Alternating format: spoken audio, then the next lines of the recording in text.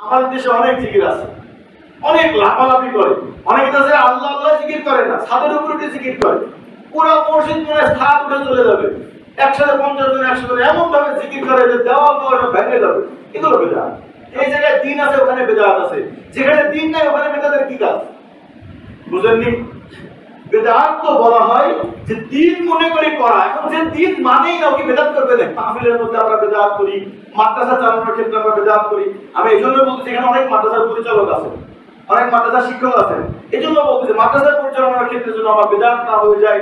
মসজিদে অনেক কমিটি আছে, এখানে তো আসেনি, আপনারা যারা আছেন অন্য মসজিদের লোক থাকতে পারেন, মসজিদের নামাজের মধ্যে শুরু করে মসজিদ পরিচালনার ক্ষেত্রে যেন বেদাত না হয়ে যায়। কারণ বেদাত কাজই হয় হলো দিনের জায়গায়, কারণ বেদাত বলা হয় মানুষ দিন মনে করে।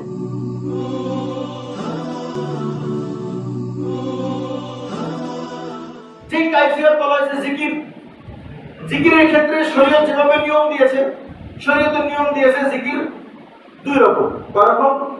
দুই রকম। একটা হলো আস্তে আস্তে, আরেকজনের কানে আওয়াজ যাবে না, আস্তে আস্তে সুবহানাল্লাহ সুবহানাল্লাহ। আচ্ছা বলেন, আমরা ভাত খাওয়ার সময়, বাথরুমে যাওয়ার সময় যে জিকিরটা করি, এটা কি জোরে জোরে এলান করি নাকি? মনে মনে বলি কিনা? আমরা নামাজে জানামাজে ওঠার সময় যে দোয়াটা করি, দোয়া জিকির একই জিনিস। আমরা কি জোরে পড়ি না আস্তে পড়ি? আমরা আস্তে পড়ি। নামাজের মধ্যে যে তাকবীরাতগুলো আছে, এগুলো আমরা জোরে পড়ি না আস্তে পড়ি? আস্তে পড়ি।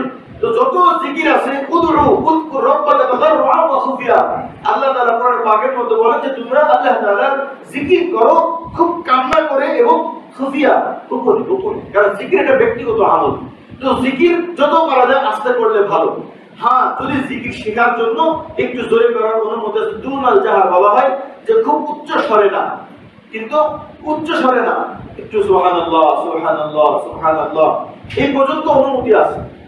কিন্তু জিকির আমাদের দেশে অনেক জিকির আছে, অনেক লাফালাফি করে, অনেকে আছে আল্লাহ আল্লাহ জিকির করে না, ছাদের উপরে উঠে জিকির করে, পুরো মসজিদ মনে ছাদ উঠে চলে যাবে, 150 জন 100 জন এমন ভাবে জিকির করে যে দেওয়াল সব ভেঙে যাবে। এগুলো বেদাত। কারণ এটা জিকিরের জায়গা, এটা জিকির। আর আমরা নেটে দেখলে দেখবেন কত রকম জিকির, করাতি জিকির, তারপরে হলো কি বলবো, মানে বিভিন্ন রকম নাম যে একটা দেয় এক এক জিকির।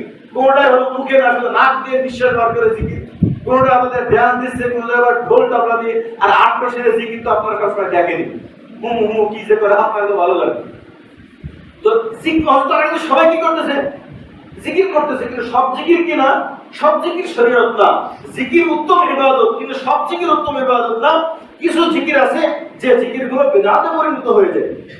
আমি কোন দলের নাম বলবো না, বা শুধুমাত্র এতটুকুই বললাম যে আস্তে আস্তে জিকির করা সবথেকে উত্তম। আর যদি উচ্চ স্বরে জিকির করতে হয়, এত জোরে স্বরে জিকির করা যে একজনের থেকে আরেকজনের কানে যায়। এত জোরে জিকির না করা যার দ্বারা মসজিদের অন্যদের ক্ষতি হয়, এত জোরে জিকির না করা যার দ্বারা পুরো এলাকার মানুষের ক্ষতি হয়ে যায়, বা এমন জোরে জিকির করতেছে মাইকে সহকারে জিকির করতেছে, এই জিকিরগুলো বেদাত। ঠিক এরকম হাত দিয়ে আমি আস্তে আস্তে ইনশাআল্লাহ পরের জুমাগুলোতে আমাদের বেদাত 3 জায়গায় আছে। যে জায়গায় দিন আছে ওখানে বেদাত আছে, যেখানে দিন নাই ওখানে বেদাতের কি কাজ? বুঝেননি? বেদাত তো বলা হয় যে দিন মনে করে করা, এখন যে দিন মানেই না ওকে বেদাত করবে না। তো নামাজই পড়ে না তো বেদাত করবে কি? এই জন্য বেদাত গুলো হয় যারা দিন নিয়ে চলে, যারা নামাজি, যারা জিকির আজকার করে, যারা কোরআন তেলাওয়াত করে, যারা মাহফিল দেয়। এক চিন্তা করেন, এক মাহফিলের মধ্যে কি পরিমাণ নাজায়েজ আর বেদাত কাজ হয়, আপনাকে যেদিন বলবো সেদিন আপনারা বুঝতে পারবেন। অন্যজনও মাহফিল করে বলতেছি না, আপনারা যারা মাহফিল করেন, এই কয়েকদিন আগে এখানে আপনার এলাকায় কোথায় যেন মাহফিল হলো, আমি দেখতেছিলাম কোন এক বক্তা আসছিল। তো গেট থেকে শুরু করে মাহফিলের শেষ পর্যন্ত আমি প্রায় 5 থেকে 7টা কাজ করা নাজায়েজ কাজ দেখলাম। আর বেদাতে তো ভরপুর আছেই। তো মাহফিল দেওয়া হয় দিনের জন্য, আর এখানে কাজ করা হয় নাজায়েজ কাজ। তো মাহফিলের লাভ কি? তাহলে আমাদের অনুসার না জানার কারণে আমরা অনুসরণ করে থাকি। এই জন্য আমি ইনশাআল্লাহ ধারাবাহিক জুমাতে আলোচনা করব যে কোন কোন জায়গায় আমরা ইবাদতের ক্ষেত্রে মাহফিলের মধ্যে আমরা বেদাত করি, মাদ্রাসা চালানোর ক্ষেত্রে আমরা বেদাত করি। আমি এই জন্য বলছি এখানে অনেক মাদ্রাসার পরিচালক আছে, অনেক মাদ্রাসা শিক্ষক আছেন, এই জন্য বলছি মাদ্রাসা পরিচালনার ক্ষেত্রে যেন আমার বেদাত না হয়ে যায়। মসজিদে অনেক কমিটি আছে, এখানে তো আসেনি, আপনারা যারা আছেন অন্য মসজিদের লোক থাকতে পারেন, মসজিদের নামাজের মধ্যে শুরু করে মসজিদ পরিচালনার ক্ষেত্রে যেন বেদাত না হয়ে যায়। কারণ বেদাত কাজই হয় হলো দিনের জায়গায়, কারণ বেদাত বলা হয় মানুষ দিন মনে করে। এই জন্য যারা দিনদার তাদের কাছে বেদাত পাওয়া যায়। তো আমাদের জন্য উচিত আমরা যারা যেটা করবো, মাহফিল দেই, আর মসজিদে ইবাদত করি, আর আমরা মিলাদ মাহফিল দেই, মাদ্রাসা চালাই, আর বা যত দিনের কাজগুলো আমরা করি, এই দিনের কাজগুলো যেন 100% সুন্নাত তরিকায় হয়, বেদাত মিশ্রিত না হয়। এই জন্য আমাদের জানাও দরকার, মানাও দরকার। মানতে তৈরি আছেন ইনশাআল্লাহ?